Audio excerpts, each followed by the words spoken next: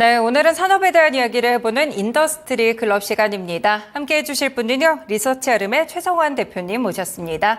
대표님 어서 오세요. 네, 안녕하세요. 네, 오늘 그러면 대표님과 함께 어떤 이야기 나누게 될지 저희 주제부터 먼저 확인해 보겠습니다. 네, 먼저 오늘의 첫 번째 주제입니다. 전력 인프라, 다음 타자는 누가 될까요? 바로 송전망 보성 파워텍에 대해서 자세하게 보겠습니다. 네, 대표님, 사실 전력 인프라 관련해서는 최근에 정말 핫하게 움직였고 실제로 에너지 섹터로 약간 전이되는 모습들도 있었는데 이와 관련된 신규 테마가 있다고요? 네, 뭐 다들 아시다시피 AI 투자가 많이 활성화되게 되면서 전력망에 대한 수요가 상당히 관심이 고조되고 있는 그런 상황입니다. 그러면서 전선업체라든지 변압기 관련된 섹터들이 상당히 주가 상승률도 높았었고요. 이런 가운데에서 우리는 이제 너무 많이 오른 종목들보다는 새로운 어떤 수혜가 될 수 있는 그런 섹터를 찾아보자라는 의미로 오늘은 송전망에 대해서 좀 말씀을 드리려고 하는데요. 이 전력망 같은 경우에는 발전소에서 전기가 생산이 된 다음에 지역 변전소까지 이렇게 전기가 이동을 하는 그 망을 우리가 이제 송전망이라고 하고요. 그렇죠. 그리고 변전소에서 공장이라든지 가정같이 이렇게 에너지가 필요한 그런 그 지역까지 그 전기를 전달해주는 망을 이제 배전망이라고 합니다. 근데 이제 이 배전망에 대해서 우리가 많이 관심을 가졌었고 변압기라든지 전선 같은 그런 기업들이 많이 성장을 했잖아요. 근데 결국에는 신규로 데이터 센터 같은 것들이 많이 생기게 되면서 에너지가 많이 수급이 필요하다 보니까 송전망에 대한 투자도 많이 이루어질 것으로 생각이 됩니다.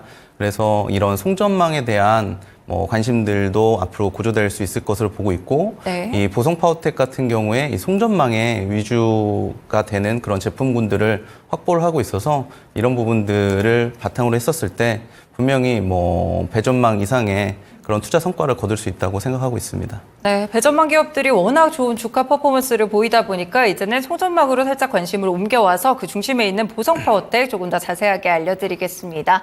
그러면 이 종목에 대해서 주요 사업 분야도 좀 궁금하고요. 매출 비중이 어떻게 좀 설정이 돼 있을까요? 네.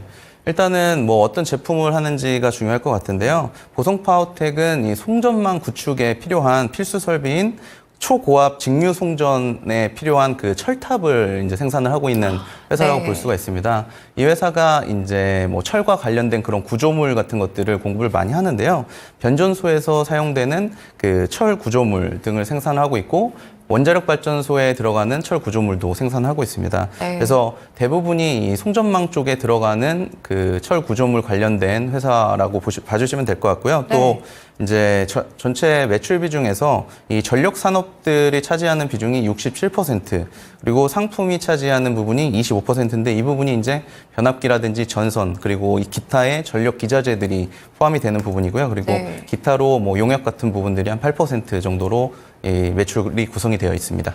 네, 그렇군요. 철탑을 만드는 회사다. 이 전선이라든지 철 구조물까지 함께 좀 알아보고 있는데요. 그러면 이렇게 전력 인프라가 좀 확대되면서 송전망 수혜가 필연이다라는 말씀을 또 주셨잖아요. 주력 사업이라든지 산업에 대해서 성장 모멘텀이 있다면 어떤 쪽에 있다고 보시는 건가요? 네, 지금 AI 투자가 많이 되면서 전력난이 예상이 된다 이런 이야기들을 많이 하는데 그러면은 얼마나 전력이 더 필요한지에 대해서 우리가 좀 살펴볼 필요가 있는데요. 국제에너지기구 IEA에 따르면 2022년도에 글로벌 데이터 센터에서 활용되었었던 전기가 460테라와트 아워이라고 이렇게 그 기록이 있는데 2026년에는 2배 이상 증가할 것으로 보고 있고 2026년에 1050테라와트 아워까지 상당히 증가가 될 거다라는 예상치를 나타내고 있습니다. 그러면 이 에너지들을 추가로 이제 수급을 해 와야지 되는데 이런 부분들이 최근에는 이제 원전 같은 부분으로 또 이런 해소가 가능하다라는 이야기들이 나오면서 보성 파워텍이 원전 설비와 관련된 그런 철 구조물들을 하고 있기 때문에 소형 원전 수출에서 수혜를 받을 수 있는 그런 기업이다라고 말씀드릴 수가 있겠습니다. 네, 데이터 센터의 전력 소비량이 늘어나고 있고 결국에는 이제 원전 설비 쪽으로 갖고 있는 소형 원전 쪽에도 좀 관련해서 이 보성 파워텍을 저희가 주목해봐야 되는 그런 이유가 될 것 같은데요. 그럼 사실 실적도 좀 궁금하실 것 같아요. 체크해보신 분들도 있겠지만 좀 실적이라든지 수주 같은 건 잘 되고 있는 회사인가요? 네, 일단은 지금 원전 관련된 대형 프로젝트가 많이 수주가 되고 있는 상황이고요. 지금 뭐 계약 규모 기준으로 해가지고는 1,500억 원 정도 수주를 받아놓은 상태입니다.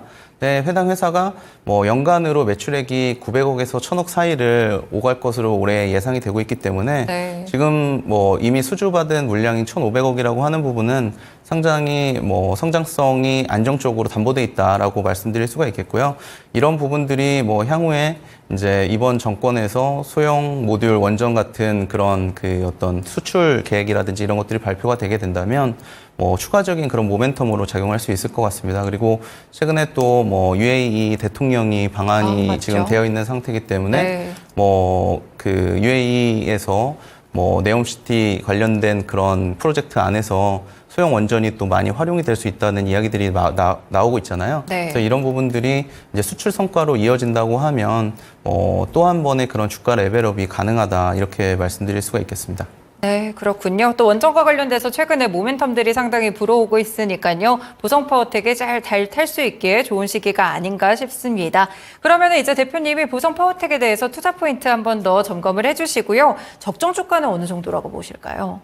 일단은 정리를 하자면 우리가 이제 AI 시대에 맞춰서 인프라 투자가 많이 이루어져야 된다라는 시각들은 다들 가지고 있는 것 같습니다. 근데 그 가운데에서 이미 많이 오른 그런 뭐 배전망 쪽의 투자보다는 네. 이런 송전망 쪽의 투자도 관심 있게 보시면 좋은 투자 기회로 활용하실 수 있을 것 같고요. 네. 제가 이제 미국에서 한 2년, 3년 최근에 살다가 온 상황인데 네. 미국 같은 경우에는 지금 전력 인프라의 교체 수요가 엄청나게 많이 이루어지고 있고 그리고 이제 올해 대선이 있지 않습니까? 네. 그러다 보니까 아무래도 경기를 부양시키기 위한 그런 인프라 투자가 더 활발하게 이루어지고 있는 상황입니다. 거기에다가 이제 어떻게 보면은 AI라고 하는 뭐 어떤 큰 섹터가 그런 명분을 줬기 때문에 이런 전력에 대한 교체 수요는 더 빠르게 일어날 수 있을 것으로 보고 있습니다. 그래서 그런 가운데에서 송전망 쪽에는 보성파워텍이라는 기업이 있다는 거를 기억해 주시면 좋을 것 같고요. 네. 현재 주가가 4,000원 정도 수준인데 지금 송전망 기업들이 뭐 지금 PER 수준으로는 한 15배, 20배 이상 정도 받고 있는 기업들이 많이 있거든요. 그래서 네. 이런 부분들을 감안했었을 때 뭐 올해 실적 기준으로 한 6,000원 정도까지는 충분히 뭐 우리가 업사이드를 볼 수 있지 않을까라고 생각을 하고 있습니다. 최근에 뭐 원전 관련된 이슈들이 나올 때마다 주가가 좀 이렇게 등락이 좀 심한 맞아요. 그런 모습들을 보여주고 있는데 어떻게 보면은 뭐 실체적인 그런 대형 계약까지 이어질 것으로 저는 생각하고 있거든요. 그래서 이런 계약들이 있게 되면 분명히 뭐 어떤 그런 주가가 뭐 상향되는 그런 자리를 찾지 않을까 이렇게 보고 있습니다. 그러면 현재 시점에서 사실 뭐 말씀 주신 대로 원전 관련해서 좀 어느 정도 모멘텀을 받으면서 네. 올라갔는데 여전히 충분히 매력적인 주가 수준이다 이렇게 보시는 거죠? 네, 원래 이제 우리가 뭐 부동산 투자를 하더라도 뭐 어떤 지역에 이렇게 지하철이 들어선다라는 이야기가 나왔을 때 이제 주가가 그 집값이 좀 올랐다가 그쵸? 네. 실제로 그 공사가 시작되고 개통이 됐었을 때 또 한 번 이제 그 집값이 오르는 것처럼 네. 지금 원전이라고 하는 게 지난 정권에서 이제 원전과 관련된 그런 뭐 그 환경 문제들을 이슈로 해가지고 많이 이제 제약되었었던 상황들이 이제 다시금 뭐 이번 정권에서 재평가되고 있는 그런 모습들을 보여주고 있잖아요. 네. 그래서 어떻게 보면은 이런 실체적인 사업 성과로 이루어지게 됐었을 때 뭐 관련된 기업들이 다시 한번 반등하지 않을까 보고 있고요. 지금 체코 원전 같은 경우가 이제 수주가 임박했다고 알려져 있고 7월 달에 이제 사업자 선정이 예고가 되고 있는데 네. 뭐 영국과 우리나라 두 나라가 지금 경쟁을 하고 있다고 알려져 있는 상황에서 우리나라가 만약에 이번 대형 수주를 받을 수 있다고 하면 상당히 관련된 기업들의 뭐 주가 성장이 있을 것으로 보고 있습니다. 네, 알겠습니다. 전력 수요가 또 높아지는 부분에서 송전망 관련 기업으로 보성파워텍 기억해 주셔도 좋을 것 같고요. 원전 관련돼서도 모멘텀 많은 점 최근에 잘 알고 계실 테니까요. 6,000원 정도까지 적정 주가 보시면서 보성파워텍에 대한 관심도 높여보셔도 좋을 것 같습니다. 저희 그러면 오늘 보성파워텍 먼저 살펴봤고요. 두 번째 주제도 함께 보겠습니다. 네, 세계인의 식탁이 따끈따끈 충분하게 숙성된 K푸드 3선 함께 알아보겠습니다. 네, 요즘 뭐 K컬처, 이 K푸드 열풍이 정말 대단하다고 하는데요. 또 미국에 잠깐 있으셨다고 하니까 실제로 네. 좀 체감하셨어요? 뭐 상당히 체감했고요. 저희 이제 MBA 하면서 외국인 친구들이랑도 한국 식당에 네. 많이 이제 같이 갔거든요. 네. 그 친구들이 K푸드에 대한 관심들도 상당하고요. 한번 이제 데리고 갔더니 또 언제 가냐고 자꾸 막 물어봐가지고요. 좀 곤란했던 그런 경험이 있습니다. 네, 피부로 정말 느끼신 것 같은데 대표님이 실제로 이 K푸드 열풍이 상당히 대단하다고 하는데 이게 사실 뭐 반짝, 뭐 K푸드 뭐 새로운 음식이니까 관심을 가졌다 이런 반짝 흥행으로 보시는지 아니면 글로벌적으로 잘 정착을 좀 했다 이렇게 어떤 의견 주시겠어요? 지금 뭐 표에도 나오고 있는 상황인데요. 우리나라의 농수산 식품 수출액이 135억 달러로 어떻게 보면은 전년 동기 대비 12% 이상 성장할 것으로 이렇게 예상치가 나오고 있습니다. 네. 이런 수치는 과거에 이제 코로나 때 뭐 위축됐었던 그런 수출이 갑자기 이제 뭐 많아지게 되면서 15% 증가했었던 2021년도 대비해서는 조금 낮은 수치긴 하지만 그래도 이례적으로 높은 수치다라고 볼 수가 있겠고요.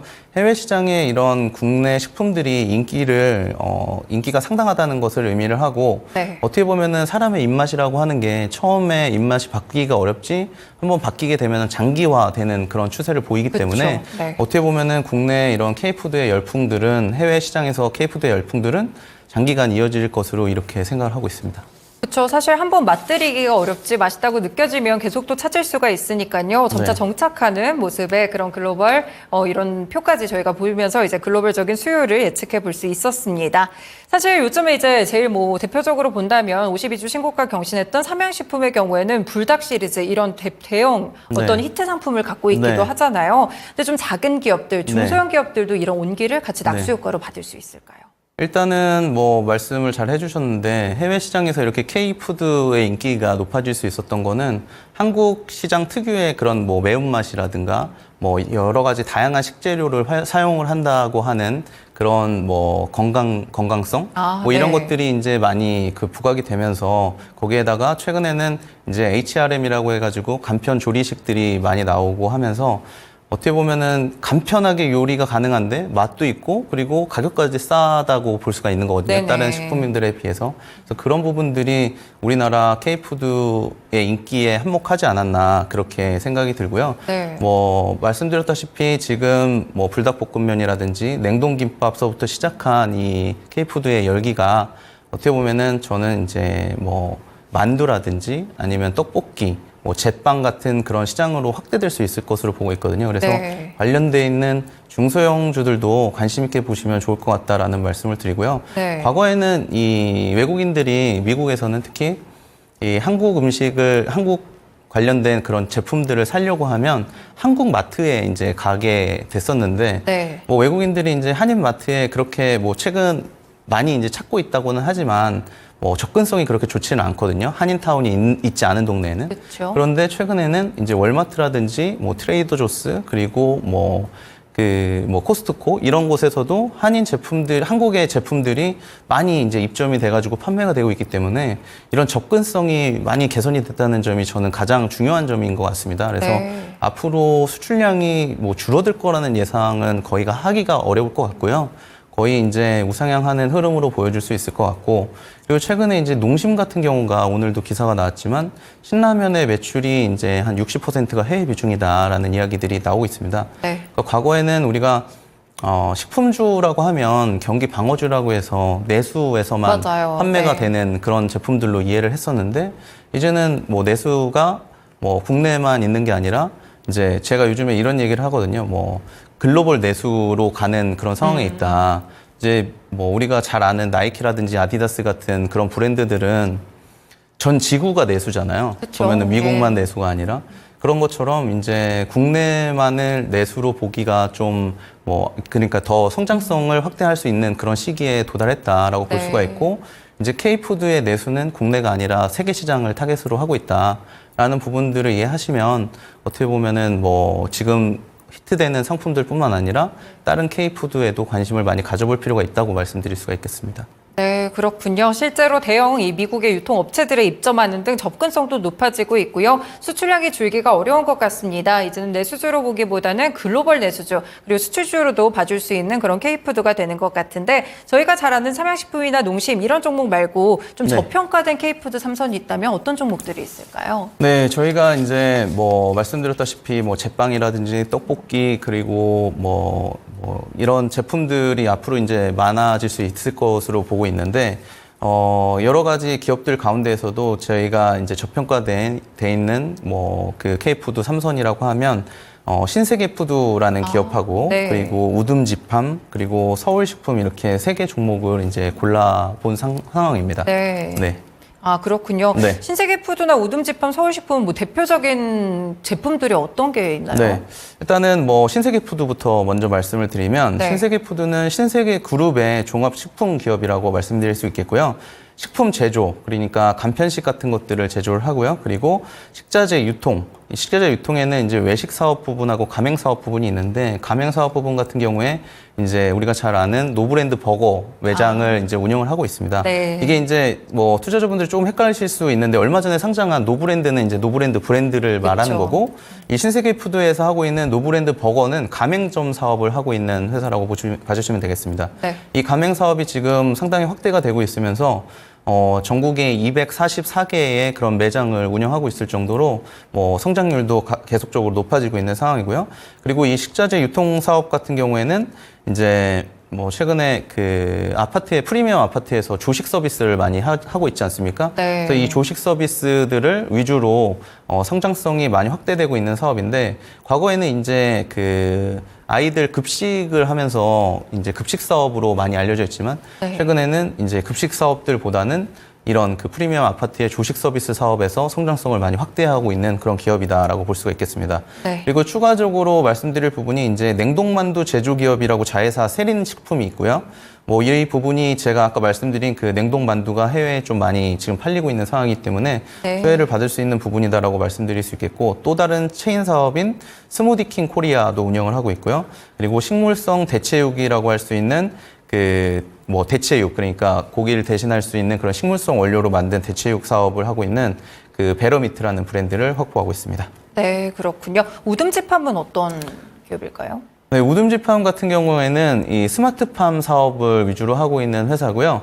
과거에 이제 UAE에 그 윤 대통령이 방문을 했었을 때, 그 UAE 같은 이런 중동의 나라들은 그 수입 의존도가 한 85%, 식량의 수입 의존도가 85% 정도 되기 때문에 상당히 이제 수입에 의존을 하고 있는 그런 나라입니다. 네. 그래서 이런 자체적으로 식량을 생산하는 그런 그 스마트팜에 대한 도입이 활성화되고 있는데 그런 부분에서 140억 원의 그 수출 성과를 냈었던 기업이고 네. 이번에 UAE 대통령이 방한됐었을 때 이제 뭐 또 다른 이제 추가적인 수주 같은 것들이 가능한 그런 기업이기 때문에 관심 있게 보고 있고요.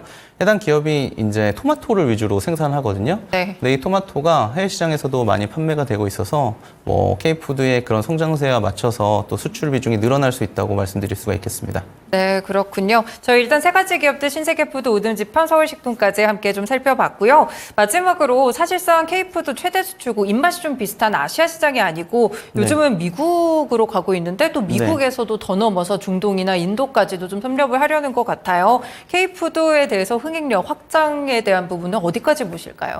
일단은 지금 미국 시장의 그 수출 성장률이 뭐 한 30% 정도 된다고 봤었을 때, 뭐 유럽 시장의 성장률은 이제 뭐 한 40% 정도로 더 높아지고 있는 상황이긴 하거든요. 그래서 유럽 시장에 일단은 뭐 성장세가 계속적으로 늘어날 수 있을 것 같고, 그리고 지금 뭐 일본 수출이라든지 중국 수출은 조금씩 떨어지고 있는 상황이지만 이런 네. 부분들도 다시 개선이 될 수 있을 것 같고, 인도라든지 동남아 국가에서도 또 K-팝에 대한 인기들이 많아지게 되면서 또 K-푸드로 자연스럽게 넘어가고 있는 상황이거든요. 그래서 네. 그런 부분들은 감안한다면 뭐 추가적으로 다른 시장에서 또 K-푸드의 열풍이 이어지지 않을까 이렇게 생각하고 있습니다. 네, K푸드에 대한 확장성은 조금 더 살펴보셔도 좋을 것 같습니다. 여러 가지 지표와 더불어서 오늘장 이 관련해서 식품 관련된 섹터들까지 함께 분석 들어봤습니다. 대표님 오늘 말씀 고맙습니다. 네, 감사합니다. 네, 이렇게 인더스트리 클럽 시간이었고요. 오늘 리서치 아름의 최성환 대표님과 함께 보성파워텍 그리고 K푸드 관련 종목들까지 함께 체크해드렸습니다.